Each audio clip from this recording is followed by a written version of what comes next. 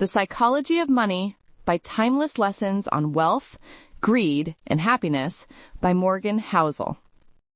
Imagine two people earning the same salary. One of them is calm, saving steadily, sleeping well at night. The other is stressed, chasing crypto tips, scrolling luxury TikTok, always feeling behind. Same income, completely different life. The difference isn't spreadsheets or IQ points. It's the stories they tell themselves about money. Morgan Housel's book, The Psychology of Money, is about those stories. Why very smart people make terrible money decisions. Why people with average salaries quietly become wealthy, while high earners stay broke and anxious. Today, we're going to pull those invisible money stories out into the open. By the end of this video, you'll see money less like a number on a screen and more like a mirror of your behavior. And once you see that, you can start changing it on purpose. Here's what you're getting today. First, a new way to think about money that makes you less anxious and less impressed by flexing. Second, a handful of simple rules from the book that help you build wealth. And, just as important, keep it. Third, a super practical 7-day plan. So you're not just nodding along, you're actually changing how you save, invest, and spend this week. No complicated formulas, no magical stock picks. Just timeless lessons about human nature and money that work whether you're making $1,500 a month or $15,000. The Psychology of Money isn't a typical personal finance book. It's a collection of short stories and ideas about how people actually behave with money, not how textbooks say they should behave. The core message is simple but uncomfortable. Doing well with money has far more to do with your behavior than with your intelligence. That means the real edge isn't secret information. It's your ability to stay patient, control your emotions, and avoid self-destruction when things get crazy. The book shows how luck, risk, fear, ego, and envy quietly drive our financial lives, often more than math ever will. So let's walk through some of the most powerful ideas. And for each one, you'll get a clear example and a tiny move you can make today. First, big idea. No one is crazy about money. Everyone's decisions make sense if you know their story. If you grew up watching your parents lose their job in a recession, you'll see the stock market as a loaded gun. If you grew up in a long bull market, you'll see it as a vending machine that always pays out. Same chart, totally different feelings. Morgan's point is that people don't use calculators first. They use memories and emotions first. So when someone buys meme coins or keeps all their savings in cash, from the outside it looks irrational. From the inside, it feels like safety. Think of two coworkers. One invests heavily in stocks because their parents retired early from investing. The other refuses to invest at all because their parents lost a house in 2008. Both believe they're protecting themselves. Do this today. Grab a piece of paper and write a short money timeline of your life. List 5 to 10 key moments. Times you saw wealth, poverty, job loss, sudden success, panic, or stability. Then write one sentence about how each moment might be affecting you now. Once you see that everyone you follow, admire, or judge is playing a different game with money, something powerful happens. You stop copying them blindly and start asking a better question. What game am I actually playing? Second big idea. Luck and risk are twins you can't separate. In the book, Housel shows how huge outcomes often come from small, unpredictable events. A random career break, a chance meeting, being born in a specific decade, or avoiding one disaster. We love to tell neat stories about skill, but life doesn't always work that way. That means two things. First, don't worship people just because they're rich. Second, don't trash people just because they failed. You're only seeing the visible result, not the hidden dice rolls that led there. Imagine two friends starting businesses at the same time. One launches just before a boom and everything explodes in a good way. The other launches before a pandemic, gets crushed and has to shut down. Same intelligence, same work ethic, opposite outcomes.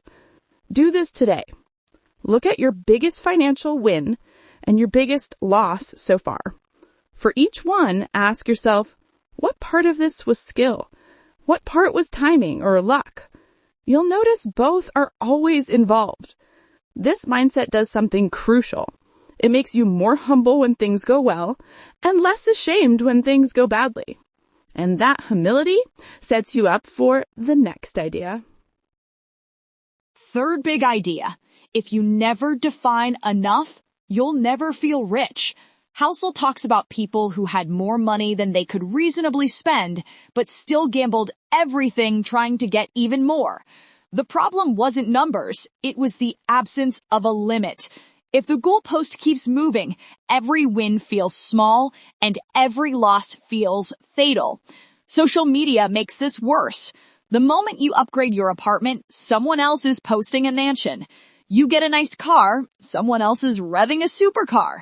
Without enough, you're permanently one step behind an invisible opponent.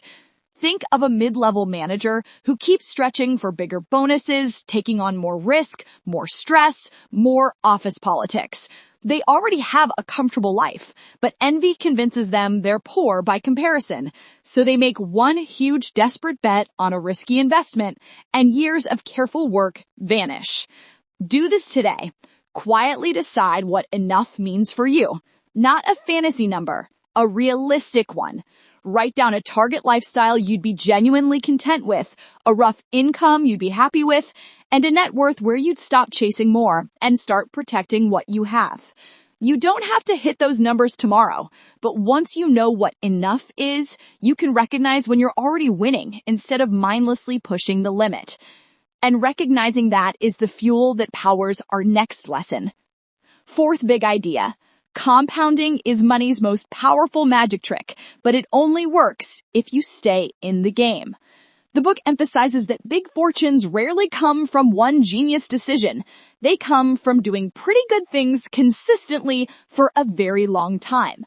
Small returns plus time beat big returns plus drama. Housel points out that legendary investors didn't just get good returns. They got good returns for decades without blowing themselves up. The real secret was that they stayed invested, stayed alive financially, and let time do the heavy lifting. Picture two people in their 20s. Both can save $200 a month. One starts now and invests for the next 30 years. The other says, I'll start when I earn more, and waits 10 years before they begin. Same monthly amount, but the early starter's money has an extra decade to snowball. That extra decade is a quiet monster. Even with modest returns, the difference at retirement can be huge. Time is doing the work, not genius stock picking. Do this today. Set up an automatic transfer to savings or investment, even if it's tiny. 20, 50, 100, whatever you can do without panic. The amount matters less right now than the habit and the time horizon. When you treat compounding like a slow-growing tree, not a lottery ticket, you stop obsessing over this month's market drama. And that mindset leads perfectly into the next concept. Fifth big idea. Getting wealthy and staying wealthy are two different skills. Getting wealthy often requires optimism, risk-taking, and pushing forward. Staying wealthy requires paranoia, humility, and protection. You need both offense and defense. Housel talks about room for error as a core principle. Things will go wrong. Jobs disappear. Markets crash. Governments change the rules. Life throws you a curveball. If your plan only works when everything goes right, it's not a plan, it's a wish. Imagine someone who invests aggressively, maxes out leverage, and laughs at the idea of an emergency fund. In good times, they look like a genius. In a downturn, they're forced to sell at the worst moment, lock in losses, and start from zero. Now compare that to someone slightly less optimized, but much harder to kill. They keep a few months of expenses in cash, they avoid extreme leverage, they diversify enough that one failure doesn't wipe them out. Their returns might look boring year to year, but their long-term trajectory is far better. Do this today. Choose one margin of safety upgrade. It could be building toward a 3 to 6 month emergency buffer, lowering a high interest debt payment, or slightly dialing down the risk of one investment that makes you nervous. You're not being weak. You're buying longevity. Survival isn't sexy, but it's everything. Because if you survive long enough, compounding has time to work its quiet magic. And survival unlocks the final big idea. Sixth big idea. The real goal of money is freedom, not impressing anyone. Housel argues that the highest return on money is the ability to control your time, to wake up and feel like most of your day is yours. That feeling beats almost any car, watch, or status symbol you can buy. The book also makes a key distinction between being rich and being wealthy.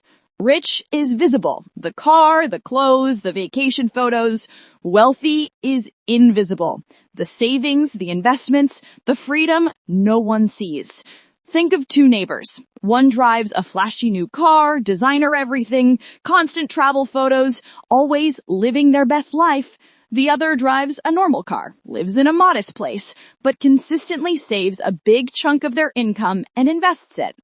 From the outside, the first looks richer. In reality, the second might be far closer to real freedom. Do this today. Define one freedom metric that matters to you. It could be months of expenses saved, or percentage of my day I control, or the age I want optional work. Then pick one visible expense you can shrink a little and redirect that money into a freedom fund, even if it's just a tiny amount to start. When you start seeing money as a tool to buy back your time, your relationship with spending and saving subtly shifts. You're no longer playing a status game. You're playing a freedom game. And that brings us to turning all of this into a real simple plan for the next 7 days. Let's build a practical 7-day implementation plan based on these ideas. On day 1, revisit your money story. Take 10 or 15 quiet minutes and rewrite that timeline you started earlier. But this time, add emotions. For each event, ask, what did this teach me about safety, risk, rich people, poor people, and myself? Just noticing the pattern already gives you more control. On day 2, define enough. Close the tabs, mute the flex culture, and honestly describe a life you'd be content with. How much would you need to cover that life with low stress? Write it down somewhere private and read it once a week until it feels real. On day 3, set up or increase an automatic saving or investing transfer. Even if it's symbolic, get the system in place. You can always scale it up later. But automation removes willpower from the equation and lets compounding quietly begin in the background. On day 4, build room for error. Look at your finances and ask, where am I one shock away from trouble? Is it no emergency fund? One single source of income or one investment that dominates everything? Pick one small step to soften that vulnerability, like starting a mini emergency fund or reducing an oversized risky bet. On day 5, shift from visible rich to invisible wealthy. Walk through your last month of spending and highlight the purchases that were mostly about looking successful. Pick one category, clothes, eating out, gadgets, whatever, and decide on a slightly lower status budget. Redirect that difference into your freedom fund. On day 6, design your freedom target. Imagine a version of your life where you control most of your time. Maybe that's part-time work, location freedom, or simply never stressing about basic bills again. Reverse engineer a rough number or timeline for that, using your definition of enough as a guide. On day 7, simplify and recommit. Review everything you wrote during the week. Your story, your enough, your automation, your safety margin, your freedom fund. Then choose just 1 or 2 habits to keep for the next 90 days. You don't need a perfect master plan. You need a reasonable plan you'll actually stick to. If you do this, you'll already be living the core message of the psychology of money. You'll be someone who treats money less like a scoreboard and more like a compass. Less obsessed with being right in the short term, more focused on staying in the game and buying back your time. So let's wrap this up. The big truths from a Morgan Housel's book are surprisingly human. Your money behavior is shaped by your story, not just math. Luck and risk are always in the room. If you don't define enough, nothing will ever feel like enough. Compounding rewards those who survive and stay consistent. And the real prize isn't status, it's freedom over your own time. If this video helped reset how you think about money, imagine what happens when you actually apply it for a few months. You don't need to be a genius, beat the market, or live like a monk. You just need to be slightly less emotional, slightly more patient, and focused on playing your own game, not someone else's. I'd love to hear from you.